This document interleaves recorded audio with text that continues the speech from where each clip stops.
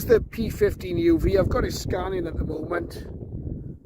I've managed to access a couple of repeaters in West Wales, the Carmarthenshire and the South Pembrokeshire repeaters on 70 SEMS. No answer there, but I was just about getting in. Just on this extended flexible rubber duck. I think it's about 5 watts out of this radio. We picked up a little bit of airband. Slight bit of breakthrough on 70 centimeters. 2 meters seems okay. We are quite high up here. This is my local high point. I do quite well on here from VHF. So the radio's holding up okay. Picked up a little bit of airband. Of course, as I'm taking this video, you can probably hear the wind. Looks like a digital breaking through there. So a sad story with the P15 UV. I've only had this a few days. It's had a few falls, but it just, in the last video I had it on top of the trig point here, and a gust of wind blew it off onto the concrete at the base of the trig point. Neither of my two friends caught it, unfortunately, and the screen is, you can see the LCD screen's cracked. The radio still seems to be receiving, but there's no display. So this is a bit of a write-off. Now, obviously it's had a bit of a fall. I do suspect, for whatever reason, this is a bit more fragile than the other Baofengs I've got. I'll probably pick up another one of these. It's quite an interesting set. But this one's obviously now had it. Just from the one fall. So anyone that says these are indestructible, well, the P15 UV certainly isn't. I've destructed it. So that was its first portable outing. Memo to myself is not to stand things on there when it's windy. It should have been obvious really, I guess. But I expected to get a few bumps and bruises, but the outer panel of the screen isn't cracked, but it seems to have, the LCD inside seems to have cracked from the fall, so that's had it. Hello again. This is a cautionary tale really, and looking at this, it does make me wonder why sometimes we bother, or particularly I bother, buying what are basically these cheap Chinese radios, the Baofengs. There's so many different varieties, models that mainly do the same thing. A lot of it stems from the fact that I bought my DM1801 DMR handle, which I've still got, which has been brilliant value for money, and I was able to install the OpenGD77 firmware on it, which made it work a lot better. It's had many falls and accidents, and it still works, and it's great.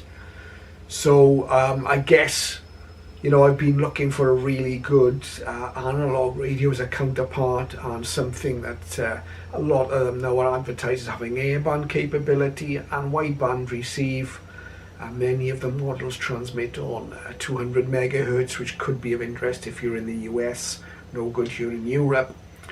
So you'll have seen from the first video, when I found the P15 UV, which had airband receive, it had it had airband receive, it had a monochrome LCD display, which is what I want when you're using the radio outdoors. These colour screens are no use in any kind of sunlight. So this particular P15 UV, very early on in its history, suffered a fall from the trig point, as I've just shown you. And so there I replaced it with the black model P15 UV you see here. And if you look at them side by side, I've taken the batteries off both of them, you'll see why in a moment. Look at them side by side, aside from the colour and the fact this now has a damaged screen, but they're identical, okay? Batteries are interchangeable because they're the same radio.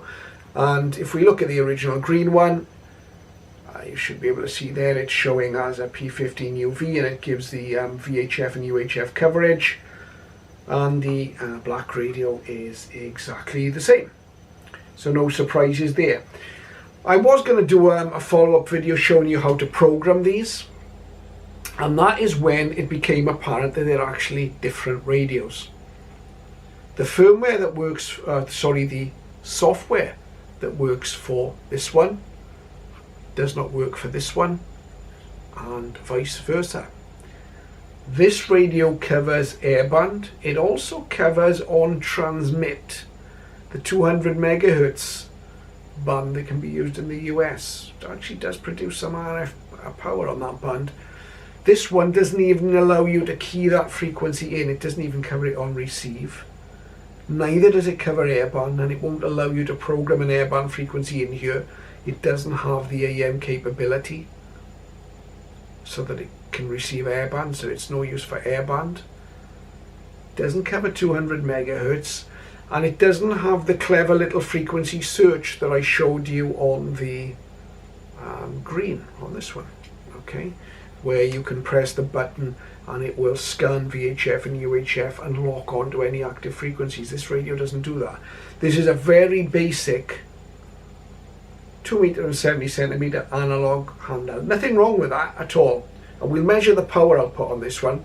I suspect it may be slightly higher than this one. This was advertised as high power.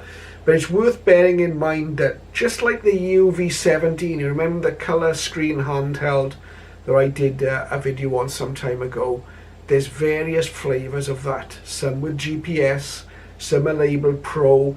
They all need slightly different programming software. It looks like we've got the same issue with the P15 UV. Why? I don't know. Why it's not made clear? I don't know. And the more I think about these, you're probably better off, if you want an all-rounder, going for one of the cheaper Yaesus or Icons, because you know where you are, you've got some support, and at least the models are consistent. Now, although these appear on the face of it to be the same radio, clearly they're not. There are quite significant differences. We also found that with the UV17 and the various flavours of that. So just bear that in mind, and you may have seen this P15 UV and you fancy one. Just make very sure that the model you buy is advertised as having the airband capability and the frequency scan. I think they call it frequency search capability, because while this one has, this one doesn't. Just something to bear in mind. Thank you for watching.